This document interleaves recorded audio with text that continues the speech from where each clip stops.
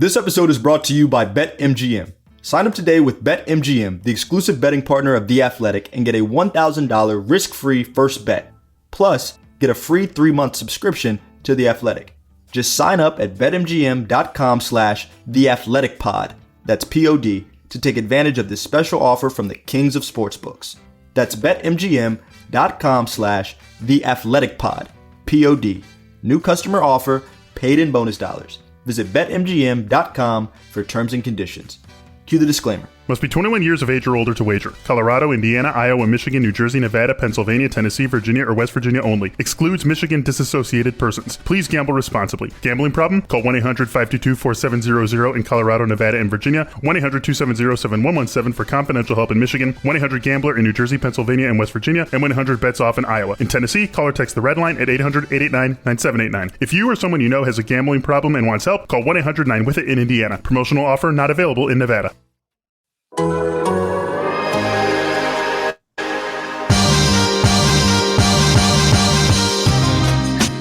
Welcome to Down to Dunk. I'm your host, Andrew Schlecht. We're part of the Athletic Podcast Network.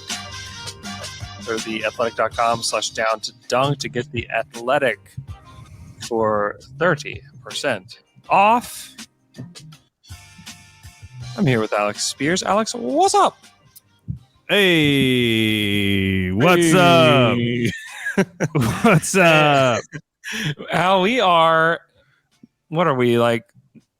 We are now sponsored by Bally Sports. We're now sponsored by Bally Sports, where this could cut off at any time. And that's a perk.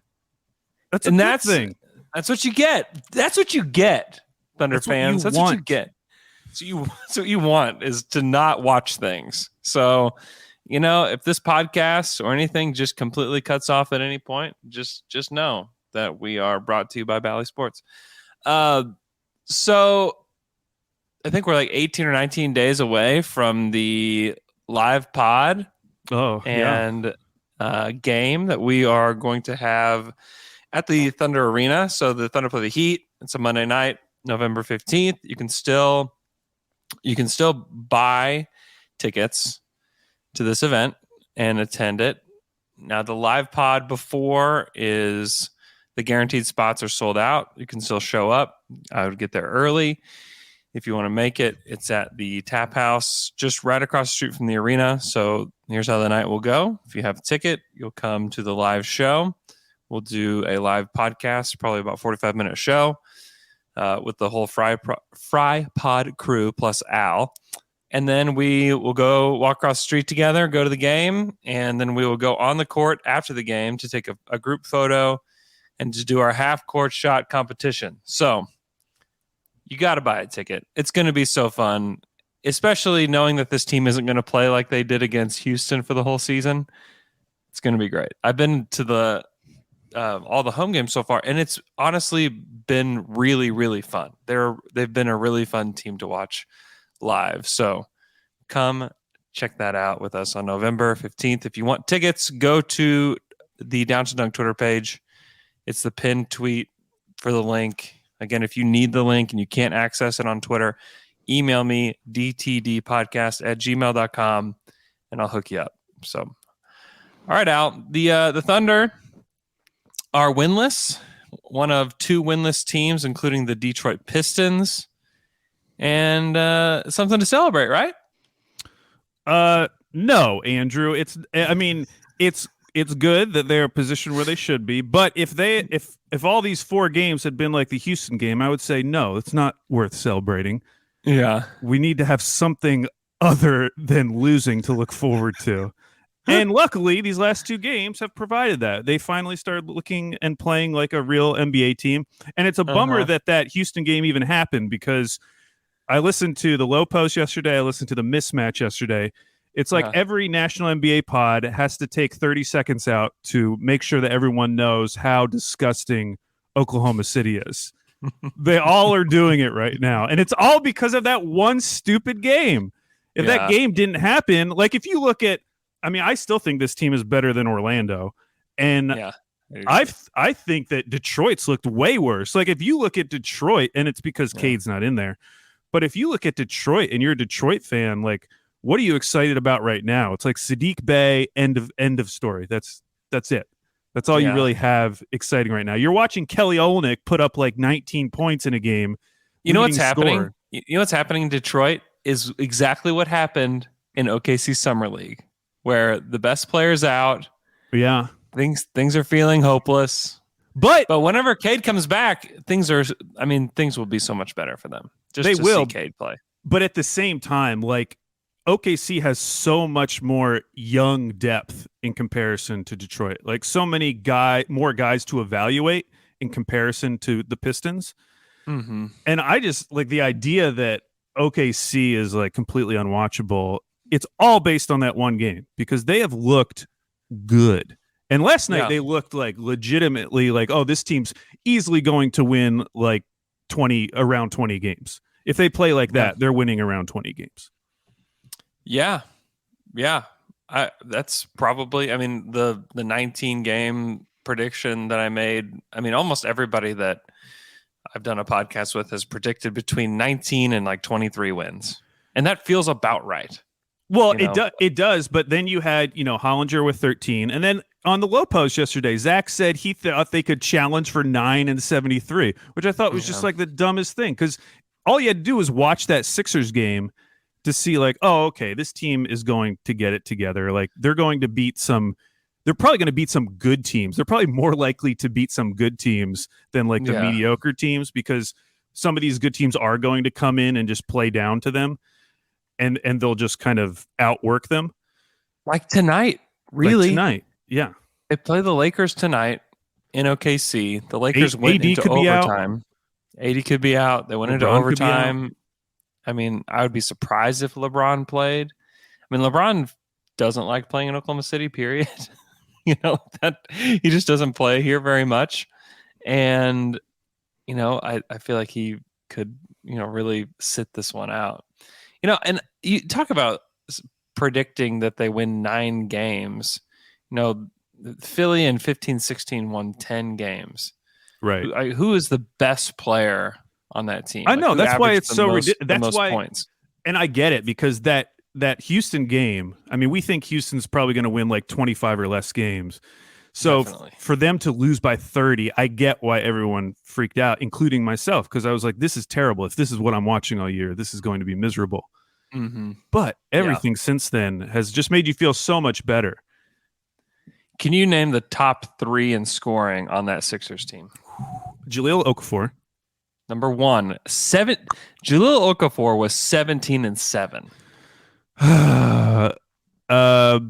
Noel Nerlens? Nerlens was 4th with 11 points. McConnell? TJ McConnell was 11th with 6 points per game. Covington? Covington was 3. Yes. 12.8 points per game. 1 left. He's a point guard. He's a journeyman, and he's super fast. Ish Smith.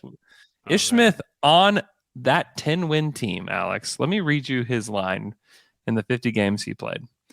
14.7 points, 7 assists, 4.3 boards, and 1 steal per game. Unbelievable. It's like the ultimate someone has to score the points, someone has to get the stats. And remember, that was the season when Hinkie refused to sign a real point guard, went into the season with Isaiah Cannon, and they basically had to bring on Ish Smith at direction of the league because they were so bad. And honestly, after that Houston game, I was getting worried about that. Like, was Presti's like neglect of the center position going to lead this team down a road where they couldn't even function like a team? Mm-hmm. But in the last 2 games, and we saw it last night with JRE, who I would argue is the best center option available for this team. Like, forget about wins losses, just in terms of fit, because we don't care about wins losses at this point. But you compare him to Muscala, Roby, Favors. I think he's the best passer. He's the best like connector. Like, he knows where to be on the court. He is probably the second best shooter behind Muscala.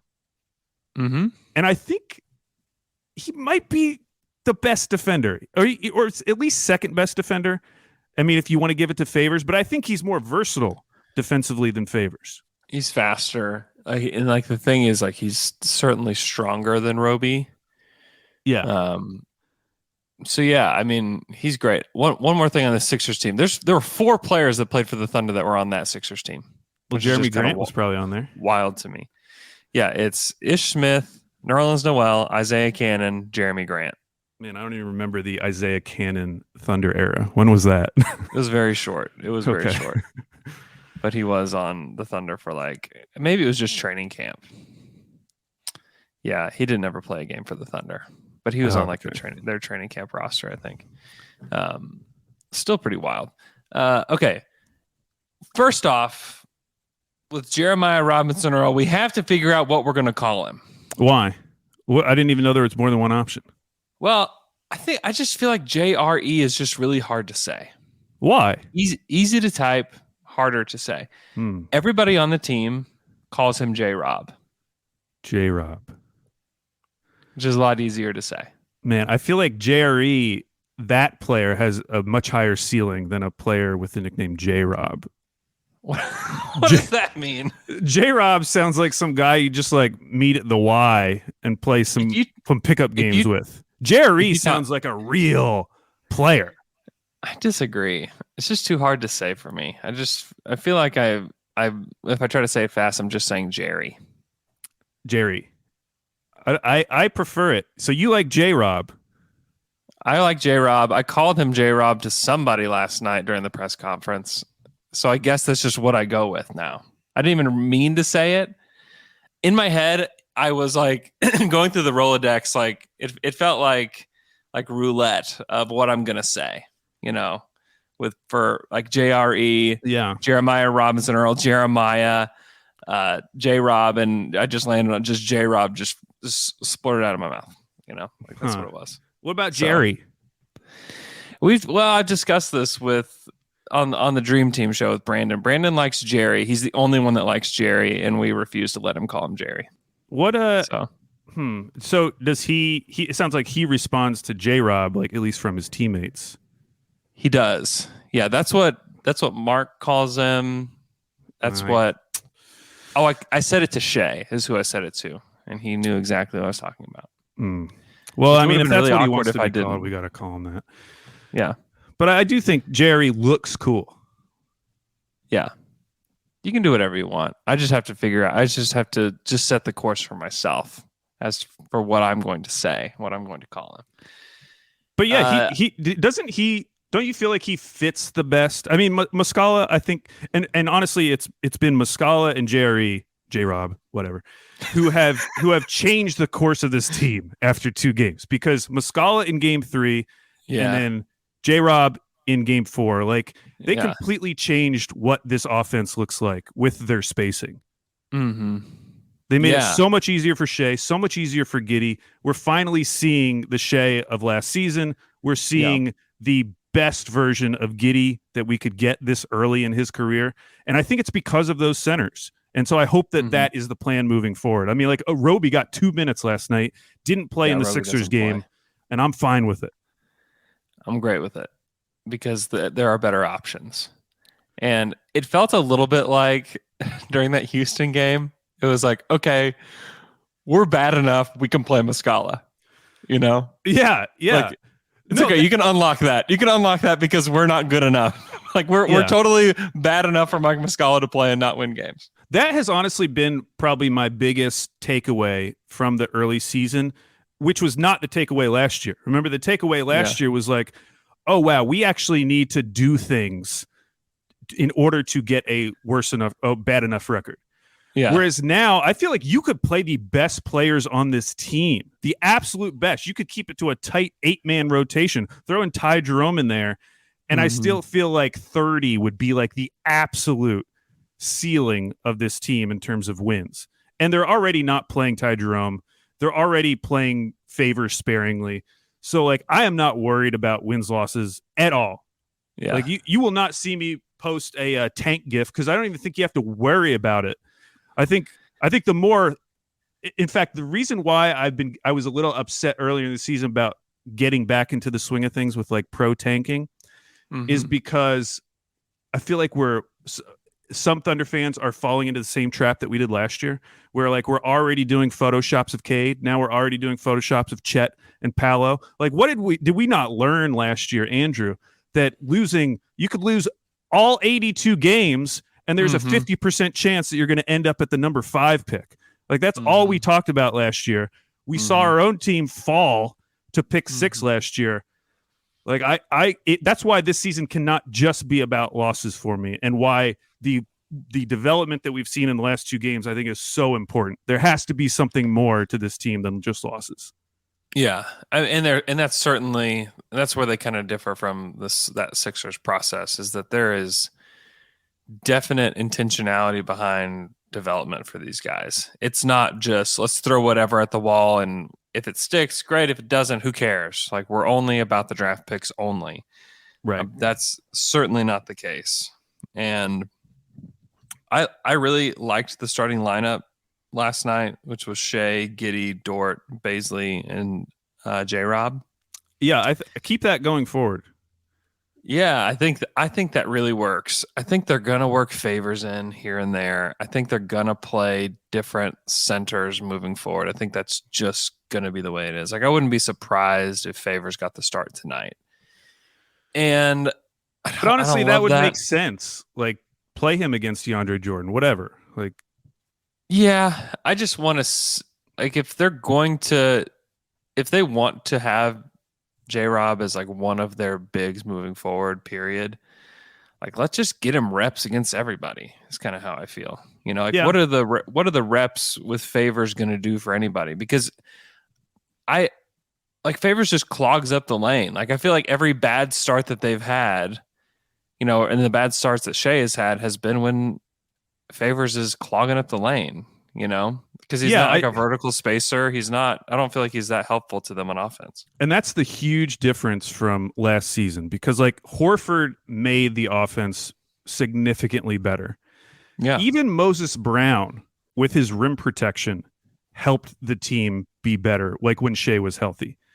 With Favors, like I have no worries in terms of making this team too good. He is not too good to tank. No, he's not. He is adequate to tank. Is what he perfectly is. Acceptable to tank.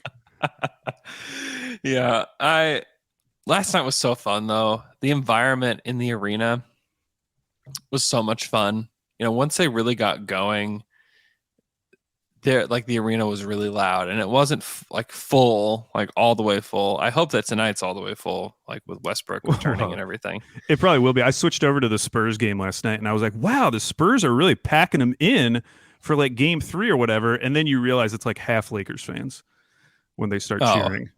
Dude, even last night, tons of Warriors fans. Oh, yeah. Yeah, I heard them. Like, especially when like calls would go against the Warriors, you'd hear like and it'd be like, what? Oh, yeah.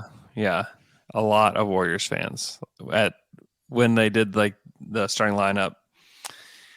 The cheers for Steph were pretty crazy, and like Steph warming up before the game. Yeah, people were cheering when he made shots in warm-ups.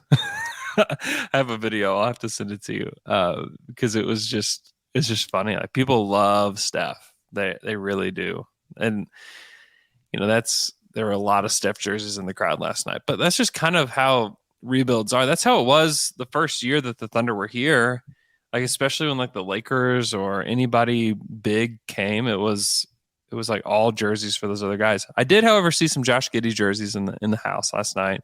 And when the Thunder got it going, it was way louder than it was like for the Warriors when the Warriors had it going. So like, It wasn't like, it was maybe like 70-30. Now, tonight, legit might be 50-50 because it's not only the Lakers, but also Russ. Yeah. Yeah. It very well could be. And, I mean, as long as you're packing the house, like, who really cares? You know? I don't actually What is care. what? And especially with Russ, like, all right. Yeah. You know, pay homage to him. But, yeah, the game overall was really great. Shea finally got it going. Like, that was his first, you know, really efficient. It looked like Shea was back game. He had 30 points on 19 shots. He was 4 or 5 from 3. I thought he was great. The only thing is that I would have liked to see him get to the free throw line a little bit more. He only shot 5 free throws, but still not bad. And then Josh Giddey had a rough shooting night. He was 7 points on 10 shots, but had 9 boards, 4 assists, a steal.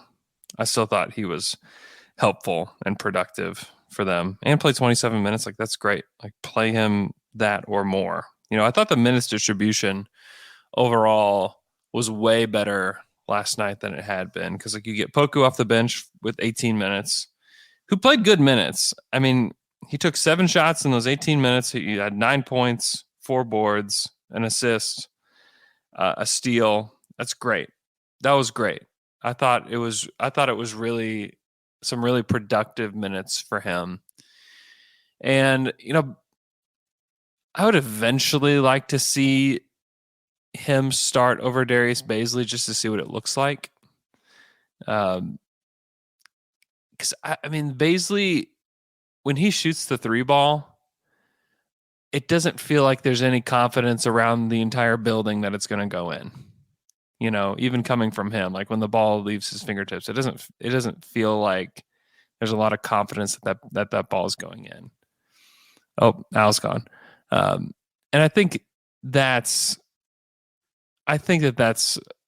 it's been a problem. And if he's not able to hit threes, I think that, you might as well just try Poku, because Poku can be a connective tissue type of player too, more than Bazley. Although Bazley had a nice little pocket pass to JRE for the first points of the game, which was nice. But you just don't. That's more flashes than anything. Miguel Davila mentions the Poku step back, which was great. James Anderson says that 27 minutes for Giddey is not enough. I don't disagree with that. I don't disagree that it's not enough, but compared to was it in Houston that he played 20 minutes? That was just not great. James, who also mentioned that Duarte playing 39 minutes per game, that Giddey shouldn't be 8th in minutes among rookies. Yeah, I get it. And at some point I'd have to trust that Mark knows what he's doing with like the conditioning of these guys. I mean, this is a long season. If you want to get this 19-year-old through the whole season, I mean, Duarte's 23, 24. Like, he's probably in better physical condition to get through the season. And also, like, the Pacers are straight up trying to win games, and Duarte's been their best wing, like flat out been their best wing. And the Thunder are still working on development for a lot of these guys. The only thing that I'm just beginning to just wonder about is just Teo Maladone and how he has been playing. I just don't really love what he's brought to the table so far this season. He's had some nice moments. He only hit 1 of 5 shots last night. He was 1 of 5 from 3. Those were the only shots that he took, which I like. Like, I like that he is only taking threes. But I just don't know that Teo is the answer there. And I just wonder if at some point, just like I said with Bazley and Poku, I just wonder if there's just a moment where Trey Mann flips into that spot. Because Trey has a definable skill. And the definable skill is his shot making. And to me, I would like to see Trey Mann over Maladone. And this is something that we discussed on Monday. We'll probably be discussing it for weeks to come. But Al, you have feelings about Teo and his role on this team? I definitely saw the tweets. I don't know. I've gotten to the point where I think I finally believe what Daignault's been telling us this entire time, which is that they're literally going to try every possible combination that they can. Definitely. And that there will be no set rotation throughout probably a significant part of this early season, maybe even into the end season. So, because they said that last year too. They were like, this is a year of discovery or whatever. But then, a few games in, like, we had a rotation that we could kind of expect. We discovered everything. 5 games they discovered in. it pretty quick. it really seems like there are going to be games where Trey Mann might play 30 minutes and there are going to be games where he plays 9 minutes. And yeah, it's weird from the outside, but if they really are trying to give all of these guys an opportunity, that's probably just going to be how it is. So yeah, I didn't love it. I would like to see more Trey Mann over someone like Teo, but they clearly still want to see what they have in Teo. And I don't know how you do it otherwise. Unless you want to send them down to the G League, which they maybe will with one or both of those guys. Yeah, I think they'll use the G League a lot, and they have the benefit of having the G League affiliate playing in the exact same building. Right. There's going to be lots of 11 o'clock tips for the Blue this year, and I need to research this. I don't know if this is true. I was asking somebody last night. We would have guessed that it would have happened, but we don't know if it happened. If a guy has played in both a G League and an NBA game in the same day before, which could very well happen with this Thunder roster. Yeah. And Trey Mann to me is like the candidate for that. Yeah, I think that would make sense. And yeah, I guess I just believe Daigneault at this point. Like they're going to try every possible combination we can think of, and it's probably going to be frustrating because we want to see all the rookies because we feel like we've seen plenty of Teo at this point. Right, but we've seen enough. We've had enough. Yeah. Like I get it. It's not that we don't think that he has a chance or whatever. It's just like I get it. I've seen it. Let's see what Trey Mann does. But it's not going to be like that. I mean, it's going to, like, the centers are going to rotate. I mean, maybe we'll have like a 9-man rotation by like February, maybe after the trade deadline that we feel. But I don't even know about that. I just don't think so, because I do think that they want to see what Aaron Wiggins looks like against pros. Yeah. And I do think they want to see what Vit Krejci looks like against pros. They sent Vit back to the G League again. It's funny because they sent him down and he just practiced. He's just been getting practice time with the Blue. Yeah, I was going to say, are they even playing games yet? No, they're not playing games. They're sending him down there to practice. My guess is that they'll recall Vit again. Yeah. Vit again tonight. So just he's going to have that like G League log sheet like so long by the end of the season where it's like sent back and forth. But I'd like to see him. I'd like to see what those guys do. I think there will be a time where we'll see Ty Jerome again, in the rotation. I think you're right. And I just want to see Trey Mann for an extended run. Like I want to see him get the 23 minutes and 55 seconds that Teo got. Yeah. Just to see what it looks like. Because there was a shot, I can't remember who it was on against it was against Bielitsa, where he created so much space, and not like Bielitsa's like, it's not like he's like Draymond Green or somebody, but still the space that he created on his step back, like mid-range step back, was really impressive, and something that really the only other guy on the team that can do that is Shea. And so it's just like, okay, like, wow, like that was impressive. Like that one play was more impressive than anything Teo did last night, period. So it's just, you just want to see more of that. And I think we will see more of it. I mean, I did a podcast yesterday about Poku where it was like, do you think he's ever going to play this amount of minutes? And it felt like no, but then he did, so.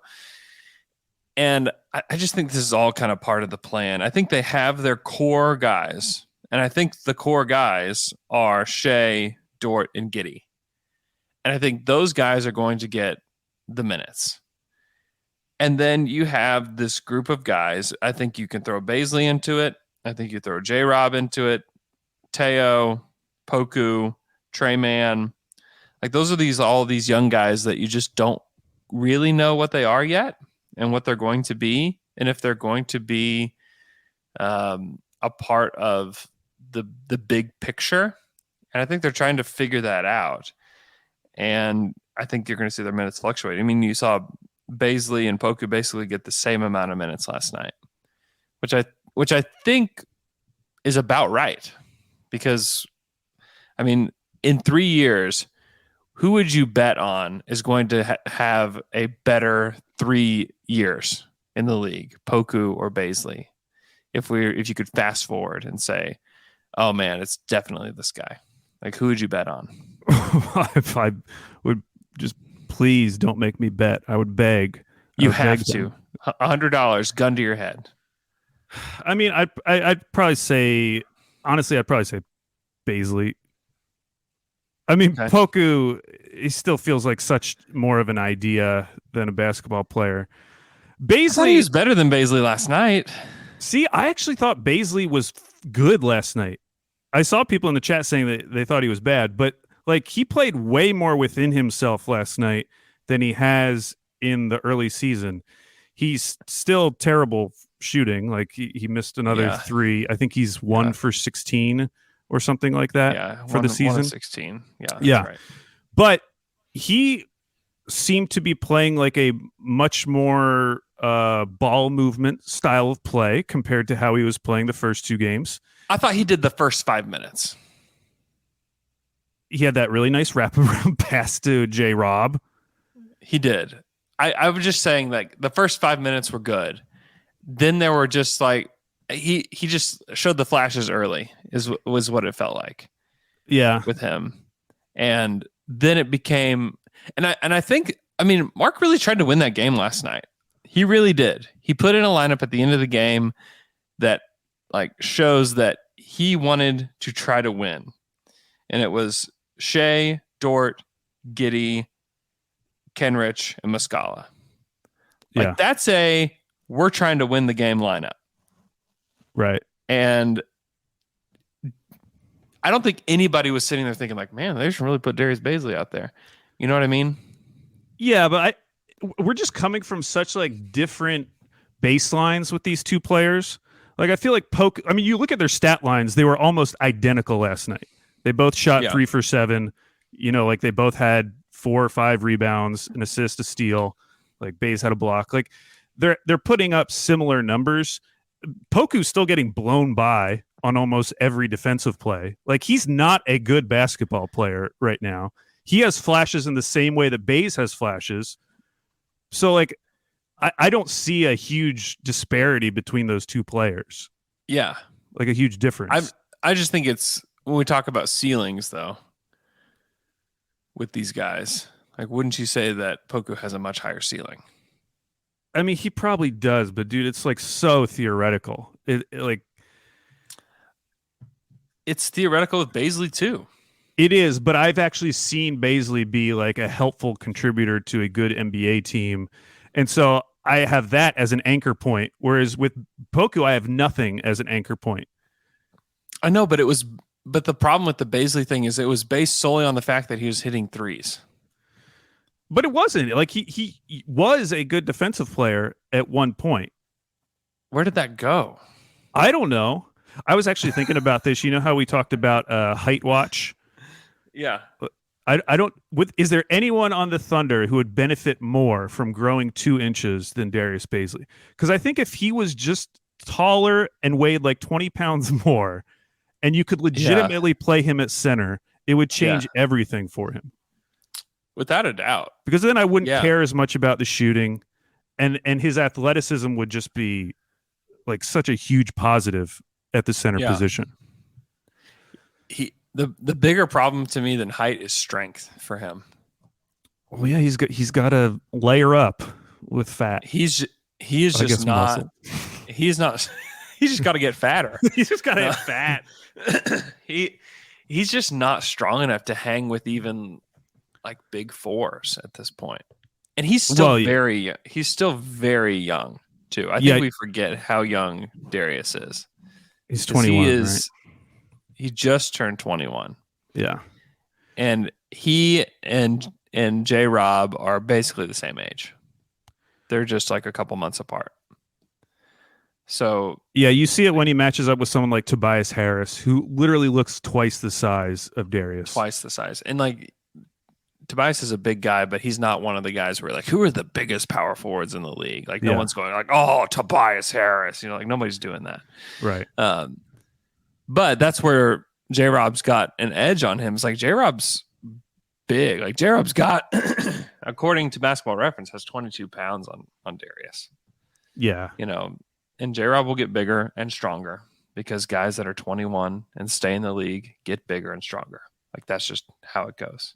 Yeah. I'm just trying to separate my love of Poku aesthetically from what I actually think he's going to be, because he's obviously a blast to watch. Mm-hmm. And I already know that I have this bias against Bazley because there's so many things about his game that I don't like. But are they really that different to me? Like I feel like I'm being way more favorable to Poku every single time, in the same way that I'm being like biased against Bazley. And I think it's just because Poku's like interesting. He's just kind of very interesting. He's very interesting. He's got some good defensive instincts though. And he's got a lot to work on, obviously. But there's just he's just more fun, period. I mean, he's a better passer than Baze is. He is, though. I mean, I do think Baze shows those flashing, the passing flashes every once in a while, like he did last night. Yeah, that makes you feel a little bit better. But I mean, listen, Poku feels like he has a longer runway with this team. No question. I mean, we've talked about it. Baze, they picked up his qualifying offer, but like beyond that, what are they going to do with him? That it feels like they have to make a decision on him very soon. Whereas Poku, even if he went to a second contract, it doesn't feel like you'd have to pay him that much. You wouldn't have to pay Bazley very much either. You wouldn't. Yeah, I guess. So what would you pay? What would you pay him? Like 3 years, $16 million. Oh, okay. I mean, it honestly doesn't matter. they could pay him like 2 years, $40 million. I don't think it would make a dent in the team. That's setting expectations. Like no, I know. I'm just saying, like, asking about contracts for this team that has like nothing committed going forward other than shit. Yeah. Especially if it's like a short deal like that, a 2-year deal. Yeah, but that would be wild if they offered something like that. But and also looking at the prospects for the 2022 draft class, it's much more likely that one of those guys would be directly competing with Baze as opposed to directly competing with Poku, based on what we know about those guys right now. Yeah, I think that's right. All right, let's take a quick break. When we come back, we'll talk more Thunder basketball. So this past summer, I was in Las Vegas for NBA Summer League. And, when you're out in Vegas and you're just a guy that doesn't ever go anywhere because you work from home, you want to look good. I want to look good. I'm out in public again. So it's time to look good. I had some fresh chinos from Indochino. And it just made me feel way more confident. One, because they just fit just right. And what's kind of cool is that they were made just for me. And I went through the process at home on my computer. They're made to measure pants. You can actually design which way you want your pocket to go. You can add whatever color of button you want. You can really design them just to not only fit you, but to fit the look that you want too, which I think is pretty cool. They also have all different kinds of colors that you can choose from. I got a navy color that really fit what I wanted, but if you want to go olive, if you want to go more of a maroon, you can go whatever you want. You can go just classic khaki too, if that's what you're into. So it's great, really easy, super great, and the pants are made just for you, not for anybody else. Indochino offers completely custom-fitted suits along with the pants. They've got shirts, they have casual wear, and it's all at surprisingly affordable prices. Every piece is made to your exact measurement, and you can customize every detail. Choose everything from fabric, lapel, monogram, and statement linings. You can create a suit that fits your style perfectly and fits you perfectly. I mean, come on. The best part is that Indochino suits start at just $399 with all customizations included. That is a steal of a deal. Now, Indochino is open in select Nordstrom stores, giving you even more ways to get great fitting, personalized clothing. Find the nearest location at Indochino.com. Right now, you get $50 off with a purchase of $399 or more by using the code AthleticNBA at checkout. That's $50 off a purchase of $399 or more at INDOCHINO.com with the promo code AthleticNBA. This podcast is brought to you by DirecTV Stream. Does this sound familiar? You've got one device that lets you catch the games live, another that lets you stream your favorite shows. You're watching sports highlights on your phone, and you've got your neighbor's best friend's login for the good stuff. Well, I want to tell you about a simple way to get all that entertainment that you love without the hassle. It's called DirecTV Stream, and it brings your live TV and on-demand favorites together like never before so that you can watch your favorite sports, movies, and shows all in one place. That means no more juggling remotes and no need to buy another device ever again. And the best part, there is no annual contract. So get rid of the clutter and the confusion and get your TV together with DirecTV Stream. You can learn more at directtv.com. Compatible device required. Content varies by package. And we're back from that quick break. Now the Thunder got the Lakers tonight. The 2-2 Los Angeles Lakers, who just barely squeaked out a win against the San Antonio Spurs last night in overtime. Got a good Russ game last night. He looked more like Russ than he has in the other three games. So that was positive. You know, he's 15 to 27, 33 points, 10 boards, 8 assists, 3 steals, only 3 turnovers. Like that's about right for Russ.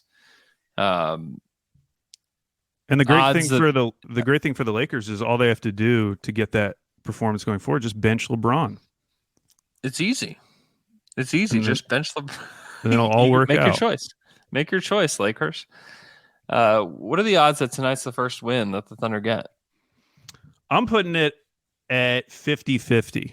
I know. It feels like that. It feels like tonight could be the night. I mean, I don't want to go like too high because like obviously the Thunder aren't good, but yeah, especially if AD is out, because AD will destroy us, even though he had that like horrific injury that wasn't an injury last night. But if he sits out and it's just the Westbrook show, I mean, Westbrook could put up like 45 points, and I don't really think it would matter. Like, I still think the Thunder could beat this Lakers team because they're super old. They're playing on the second night of a back-to-back. I mean, we're talking about guys who are going to be on this back-to-back: Rondo, Dwight Howard, Carmelo Anthony, like DeAndre Jordan, old dudes on a second night of a back-to-back against a team that they have probably do not care about one iota other than Russ. Yep. And meanwhile, the Thunder are a bunch of young guys, and they can they can play forever. So I could totally see them just like running them to death tonight. Yeah, I could see them pulling it out tonight. A lot of Austin Reeves last night. Does that excite you? I mean, I don't know if that's good or bad that your 30 minutes. 30 minutes. Undrafted rookie is already getting 30 minutes this early. It's great for Austin Reeves. Boomer. But Boomer. Austin Reeves played more than Josh Giddey last night. More minutes. Oh my gosh! Fire Dagnall. Fire Dags. Fire Dagnall. Yeah. So if they don't get the win tonight against the Lakers at home, which it does to me, it just feels like just destiny for them to win tonight in OKC, and I think it would be. It would be nice for the national pod guys to see them beat the Lakers. Like, oh, they beat the Lakers? Like, what? You know, that's the thing. Like, even I know that. I mean, it's clear by what they're doing that OKC wants to get a good pick in the draft this year. We can all see that. And honestly, I would argue of all the things that they've done, people talk about them sitting Al Horford. They mistakenly talk about them resting Shea, even though we know that was a real injury. I would say that Daignault's rotations are actually the clearest sign ever that they're tanking. The fact that we don't have a actual rotation, like 4 games into the season, we're just kind of like subbing guys in and out. Like that is the more obvious thing to me, that we're not actively trying to win every single game. Yeah.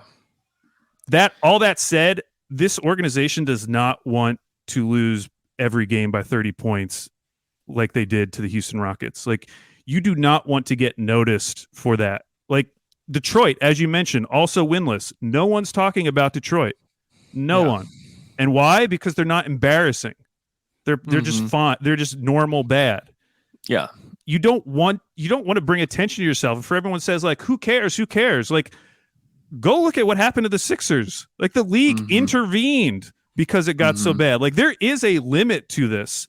And that's why that 30-point loss to the Rockets bothered me so much, because you don't need to be that bad, and you don't really want to be that bad, because if you start losing every game by 30 points, this becomes a national news story that's on like every NBA podcast.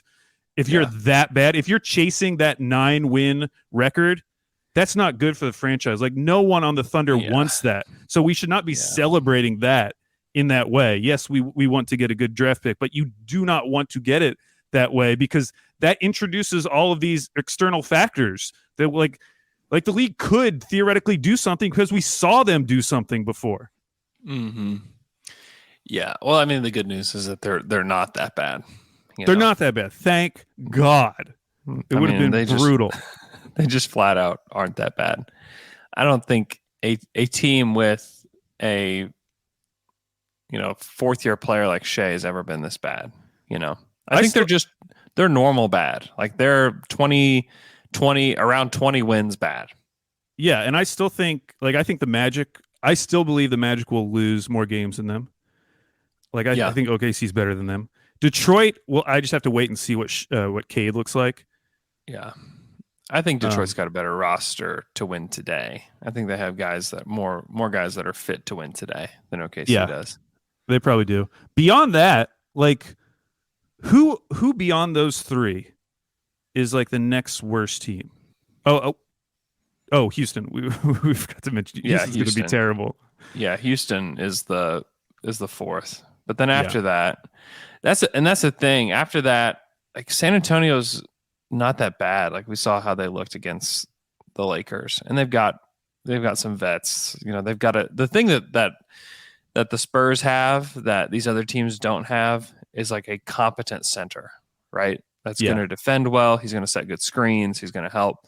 Like, that is so helpful for just being not the bottom of the barrel. So I think is like, if Jakob Poeltl stays healthy, I think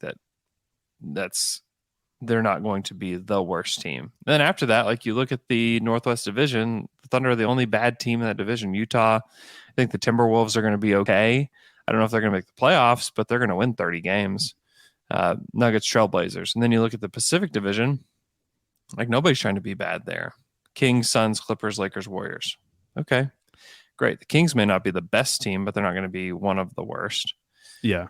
Maybe the Pelicans, if they can't get things Zion together, comes back, could be one of those teams. But doesn't it feel though that, like, we saw what OKC had to do last year to get where they were in the final standings? It does not feel like they're going to need to do anything close to that this year. Yeah, to end up around the same amount of wins. And also it would really help if they didn't do that again, because people are already saying, like, oh, that's cool that Shea is playing well. They're just going to shut him down again. Right? I know. God, you hear that all the time. It's so annoying. It is. If they could just win 19 games and Shea plays 75 of those games, then I think you could put to rest all of that crap. And I think that's part of why you want to waive Kemba too. Yeah. Is we don't want to get to a point where we can't trade Kemba, and then you have to rest him because what, you want to play Trey Mann? Like, okay, like just go ahead and just get rid of him. That's why I also feel like they just need to get rid of Favors. Like, just, I know he's got 2 years left, but just like buy out the 2 years. You're gonna have to you have to use that money anyways because you have to get to the salary floor. So just pay it out. Let Favors go play for the Heat or for somebody else and just be done with it, you know? Yeah, I'd be fine with that. That, of course, would all the pods would be talking about that. Yeah, but that's one where it's just like, who cares? Like, guys get bought out of their contracts all the time. Yeah. All the time. It happens every single year that guys do that they want to go somewhere else. And you can't trade them. It happens every year. Today, many small business owners are busier than ever because they are focused on managing and growing their business. They can't always spend the time they wish they could on recruiting. That's why LinkedIn Jobs has made it easier to find and hire the best candidates for free. I've been on LinkedIn Jobs, and it is a really nice way to connect with lots of different employers and different people in your industry. Get started by posting your job for free to reach LinkedIn's network of 740 million professionals. Fill out targeted screening questions to get your role in front of the most qualified candidates with the experience, skills, and motivation you need. Then use simple tools to filter and prioritize the top candidates you'd like to interview. LinkedIn Jobs will help you hire the right person for your role. Did you know that every week nearly 40 million job seekers visit LinkedIn? Post your first job for free at linkedin.com/dunk. That's linkedin.com/dunk to post your first job for free. Terms and conditions apply. Sign up with BetMGM, the exclusive betting partner of The Athletic, and get a $1,000 risk-free first bet. Plus, get a free 3-month subscription to The Athletic. Just sign up at betmgm.com/down-to-dunk to take advantage of this special offer from the king of sportsbooks. That's betmgm.com/down-to-dunk. New customer offer. Paid in bonus dollars. Visit betmgm.com for terms and conditions. Must be 21 years of age or older to wager. Colorado, Indiana, Iowa, Michigan, New Jersey, Nevada, Pennsylvania, Tennessee, Virginia, or West Virginia only. Excludes Michigan disassociated persons. Please gamble responsibly. Gambling problem? Call 1-800-522-4700 in Colorado, Nevada, and Virginia. 1-800-270-7117 for confidential help in Michigan. 1-800-GAMBLER in New Jersey, Pennsylvania, and West Virginia. And 1-800-BETS-OFF in Iowa. In Tennessee, call or text the red line at 800-889-9789. If you or someone you know has a gambling problem and wants help, call 1-800-9-WITH-IT in Indiana. Promotional offer not available in Nevada. I just don't. For some reason, OKC just is like an easy. They're a funny target because I mean, you look at a team that like really tanked, like really tanked, and don't have to pay the price for it at all. Is the Golden State Warriors. Like, think about the amount of lottery picks that are on that roster right now, and some of them came from tanking. Like the Warriors didn't go to the bubble because they were the worst team in the NBA that year. And they had some injuries, but do you think they didn't tank? You're freaking kidding yourselves. Like, they tanked that year. They absolutely tanked that season. Yeah. They tanked to get Harrison Barnes. Like, that is one of like the best tanking teams who never has to pay the price for it in the national media. Never, ever do they get mentioned as a team that had to pay the price for it. It's always seen as like, tanking is morally acceptable if you do it in this very specific scenario where like you're a good team and someone gets hurt. Then everyone's fine with it, even though the team is actually having to accelerate like what they're doing on the court to make it worse than it would be. Yes, but how many people actually believe that Shea was hurt last year? I mean, very few. And he was hurt. But when Steph got hurt, everybody just accepted that there was no timeline whatsoever. Right, yeah. No, Shea was hurt, but people weren't willing to accept that the timeline was real. But with Curry, no, everybody was just like, yeah, whatever. Lose 1 billion games. I think it's just it's all about the biases, and like we just have to accept that. Like it's people like the Warriors is not anything dissimilar to the road that the Thunder have taken, right? Except for the fact that they have Steph and Draymond, and like why that's do you think? it.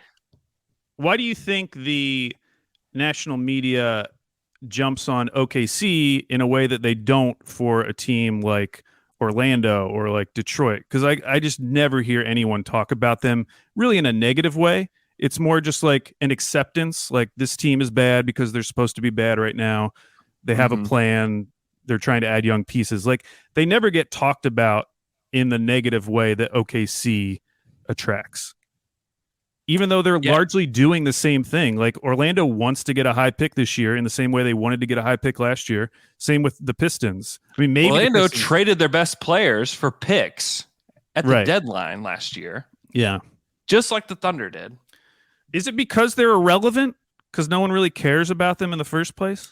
Maybe it's because they don't see a path for Orlando to like be a good team. I don't know. Where it's, with the Thunder, they have a good player in Shea. Like there are people that are noticing Josh Giddey and that he's good. Like he's already good. And he's 19 and he will get better and he will get stronger. Like people are noticing that. And I mean, really, honestly, if the Thunder hit in the draft, these next two drafts, if they hit on one, like they're going to be good. Or if they hit on both, like that's a really good team. And why would it be bad for a small market to want that? Like, why would that be bad? Like the alternative path is what? They use their picks to trade for players that are just okay, get them to 31 wins. The Thunder are picking 9th in the draft. They don't get good players. They find themselves in the middle. Like that's the alternative path, is that they maybe overpay for a free agent, make a couple trades, get some role players. Oh, look, the Thunder look competent. That's great. 32 wins. That is where you just don't want to be at all. Eventually the Thunder will win around 32 games, but hopefully it's in 2 years and not this year or next year. They're not asking for competence. What they're asking for is incompetence. The incompetent bad teams win 32 games. That's what happens. And that's a problem. That's an absolute problem that national media and people around the league would prefer the Thunder be there. Because that is the place where you don't want to be at all. That's getting caught in the middle, picking 9th, 10th in the draft every year. The Kings have missed the playoffs for 16 years. 16.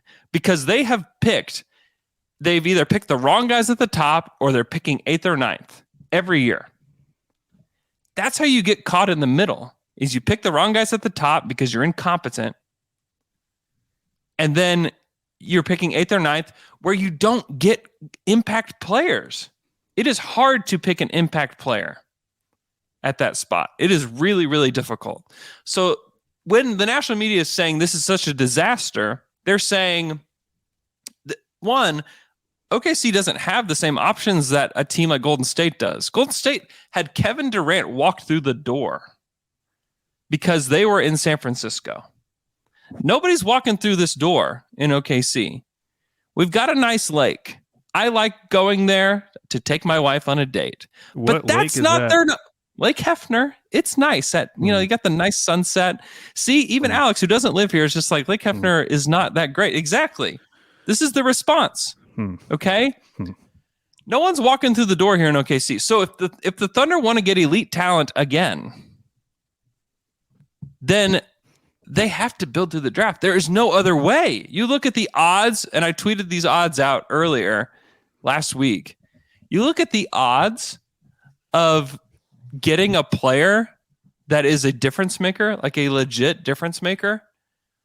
I mean, still the odds if you're picking in the top 5 is like 36% that you get if you're picking in the top 5, the odds that you get an elite player is 36%.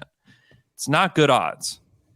But the odds of trading for and keeping an elite player for more than 2 seasons, it's like nothing. You saw what happened with Paul George, and the team wasn't horrible. They made the playoffs, but they weren't good enough, and he wanted out. He wanted gone. You can't keep those guys. And then free agency, if you're a small market and you've wanted an elite player over the past 15 years, 99% chance you're not getting them. 99. So would you want to take your risk on either one of those where the odds of that happening is 6%? Get out of here. Get out of here. Give me the 36% chance. Give me the top 5 pick, which means you have to be bad. There should be there's got to be some kind of understanding for a lot of people with this. This is, it's insanity. Well, and I think where the real argument is, and which I agree with, is people are worried about another process Sixers. They did not like that because that was much different from what the Thunder are doing, as we discussed earlier. But I would just say go look at the rosters. No, I know, but you lose by 30 to Houston, and people start having memories of process Sixers in their brain. The same people that would say that one game doesn't matter will use that game to say that it all matters, which is just it's hypocrisy. Well, if that game happens in February, who cares? But it's the second game of the season, and and with everything that happened in the offseason, I get why Zach Lowe is suddenly thinking of the 9-73 record after he sees us lose by 30 points. Mm-hmm. And I think that's what people are worried about, because that was anti-competitive in a way that even I am uncomfortable with, or at least I don't want to celebrate it.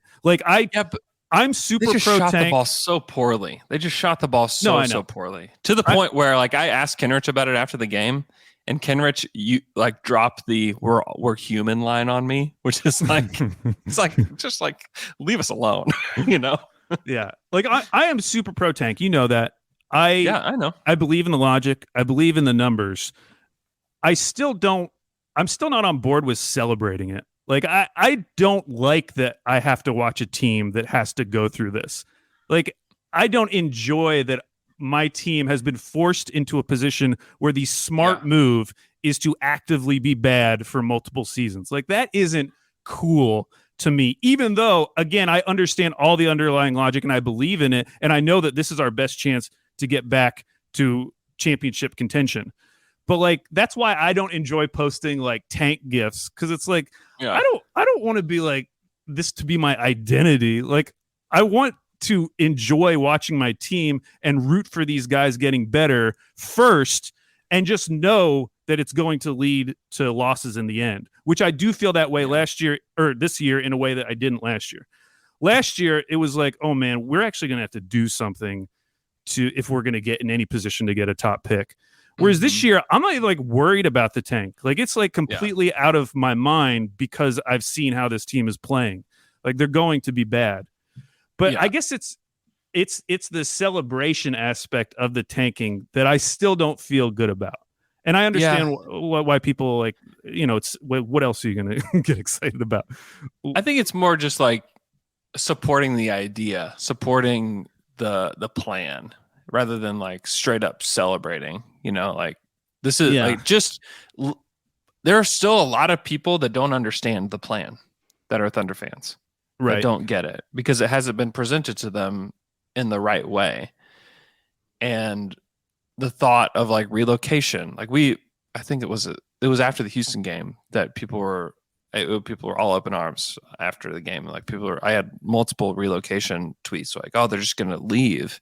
Right. Yeah. And the argument against that is 5 seconds, Yeah. Teams don't relocate. It just doesn't happen. The Kings would have been gone years ago. Instead, they got a new building.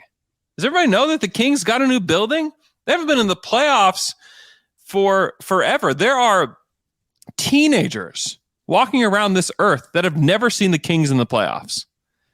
It's never happened in their lifetime. And they got not only are they not leaving Sacramento, they got a new building. Okay? So don't think that the Thunder, for missing the playoffs for 2 years in a row, that's it. This will only be the second time they've missed the playoffs in a row. And in over a decade that they've missed twice in a row? You think they're going to be relocated because they missed the playoffs twice in a row? Get a grip. And also the Thunder are making money. That's like the real big thing is that people see empty seats and they think, wow, the Thunder aren't making any money now. The Thunder will make more money this year than they have in a very, very long time because of the luxury tax dollars that they'll receive and because they're not paying most of the money from NBA teams that goes out is salary. And the Thunder do not have a lot of salary to pay out compared to other teams.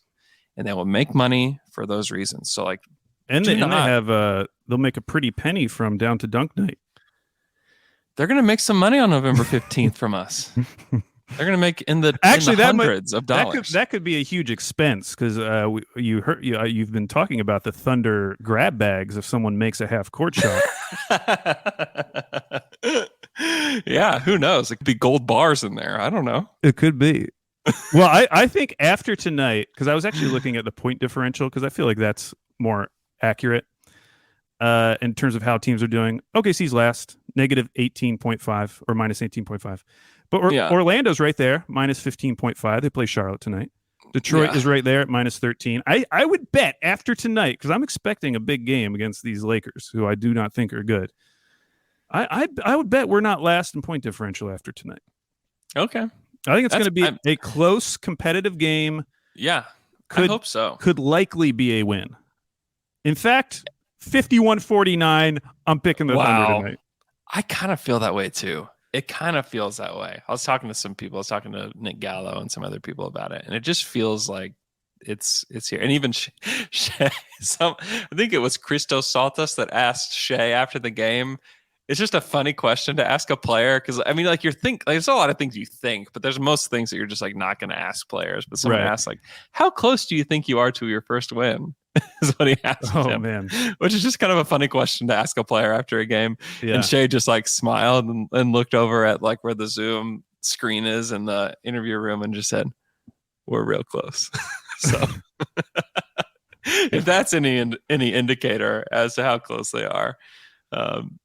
I think they could very well win tonight. And that's, if you win 1 out of 5 games, great. You still really stink. That's sub 20 wins. Yeah. I mean, that's what I was thinking about last night. Like, even if you win 1 out of 4, that's 20 wins, like 20 and a half wins for the season. Yeah. Like that.